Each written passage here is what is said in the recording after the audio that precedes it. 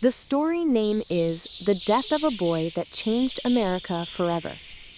It was August 1955. The small town of Nunney, Mississippi seemed frozen in time, a place still chained by the deep roots of racial segregation that ripped the American South. Dusty roads baked under the sun, cotton fields filled with the sweat of black laborers, and towering over it all stood the cruel dominance of white supremacy. In that dark and divided era, a bright, lively 14-year-old boy from Chicago, Emmett Louis Till, arrived in Money to visit his relatives. He had no idea that this trip would be his last, and that his death would become one of the haunting turning points in American history. Emmett was a child of Chicago, a city far removed from the oppressive codes of the South. He was raised by his single mother, Mamie Till-Mobley, a strong, determined woman who taught him respect, kindness, and dignity. Emmett was cheerful, playful, a little mischievous, but pure-hearted. One sunny afternoon, he went to a small grocery store with his cousins. The store was owned by a white woman named Carolyn Bryant. What happened inside that store remains debated to this day. Some say Emmett playfully said, "Bye, baby," to her. Others Let the world claim he see merely what bought they chewing did to gum my and smiled boy. politely. But in a society where a black boy's glance toward a white woman could be considered a crime, even a smile could cost a life. 2 nights later, deep in the quiet Mississippi night, Carolyn's husband, Roy Bryant, and his half-brother, J.W. Milam, arrived at Emmett's uncle's home carrying guns.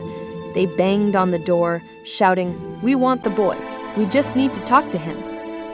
Emmett's aunt, with tears in her eyes, pleaded, "Please, he's just a child."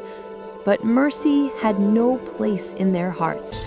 They dragged Emmett from his bed and drove off into the darkness. And that night became the beginning of a tragedy that would shake a nation. 3 days later, a mutilated body floated up from the Tallahatchie River. A heavy cotton gin fan was tied to the neck with barbed wire. The face was swollen, disfigured, unrecognizable. The body bore marks of brutal torture. The local authorities wanted to bury it quickly, quietly. But when Mamie Till received the news in Chicago, she made a bold decision. "My son will come home. I want the world to see what they did to him." When she saw her child's body, she whispered, "I will not close the coffin. Let the world see what they did to my boy." Emmett's open casket was placed in a Chicago church. Over 100,000 people came to see.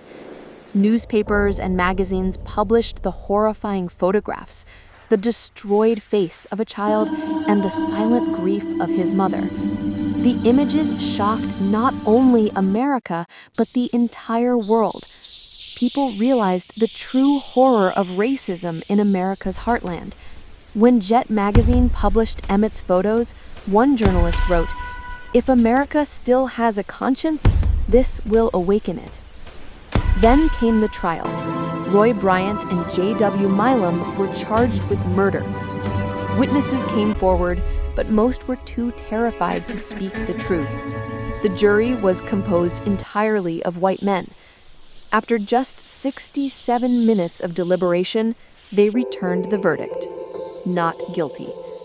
The courtroom erupted in cheers, but in black communities across America, silence fell. Heavy, bitter silence.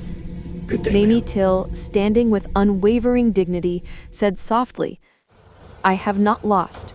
My boy has not died in vain. This injustice will one day light the fire of justice." And her words came true. The murder of Emmett Till ignited a movement. Only a few months later, in December 1955, a woman named Rosa Parks refused to give up her seat to a white passenger on a bus in Montgomery, Alabama. When reporters asked what gave her such courage, she replied, "I thought of Emmett Till. That simple answer connected two moments in history: the death of a boy and the birth of a Let the revolution. world see what they did From to that my spark boy. rose the modern civil rights movement.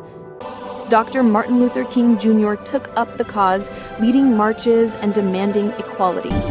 In 1963, he stood before the Lincoln Memorial and proclaimed, "I have a dream, that one day this nation will rise up and live out the true meaning of its creed." Deep within that dream echoed the voice of Emmett Till, a silent cry for justice, equality, and human dignity. 7 years after Emmett's death in 1962, James Meredith became the first black student to enroll at the University of Mississippi. White mobs tried to stop him, but federal troops escorted him safely inside. It was as if history itself was declaring, Emmett Till's blood was not shed in vain. Years passed. In 1956, a year after the trial, Bryant and Milam gave an interview to Look magazine.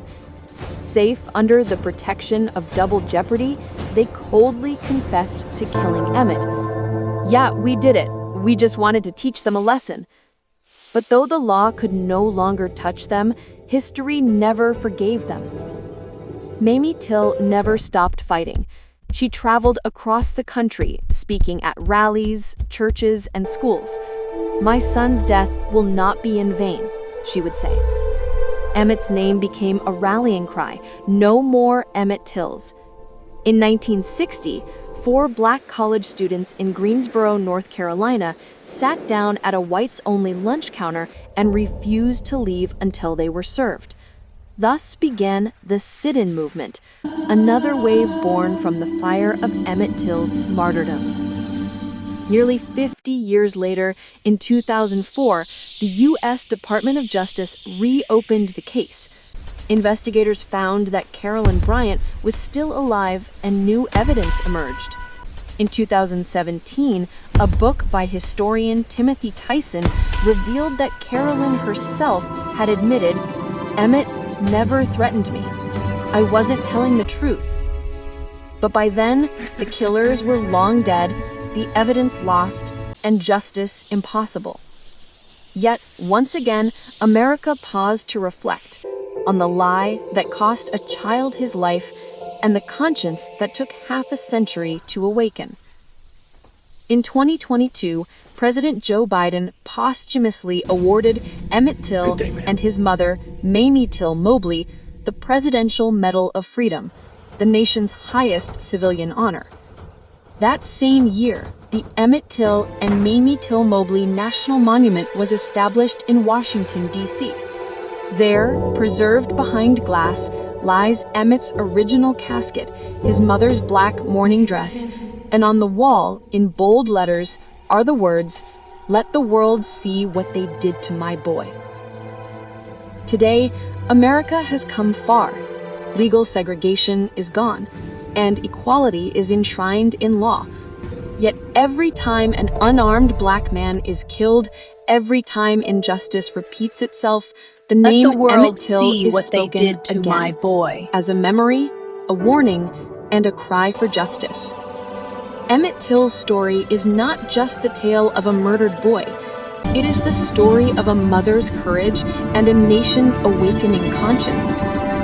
Few events in history have reshaped a country's moral vision so profoundly. His death taught the world that the road to justice may be long, but truth never dies. Some say that on quiet Mississippi nights, when the wind blows across the cotton fields toward the Tallahatchie River, you can almost hear the laughter of a young boy, a laughter that feared nothing, pure as love in the face of hate. History could not silence him. Death could not erase him. Emmett Till lives on, as the conscience of humanity, as an eternal symbol against injustice. This is the true story of America, the death of a boy that became the spark of a revolution and a chapter that history will never forget.